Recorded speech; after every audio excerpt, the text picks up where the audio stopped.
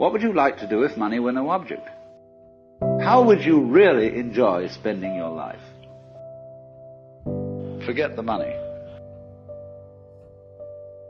Better to have a short life that is full of what you like doing than a long life spent in a miserable way.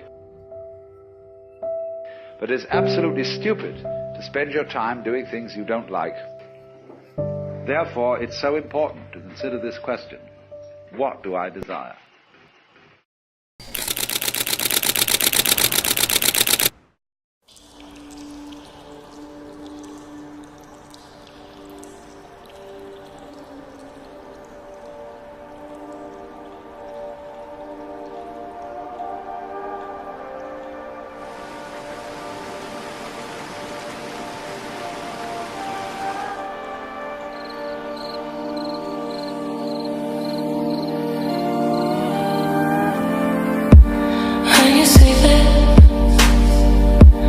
Is that how you really feel?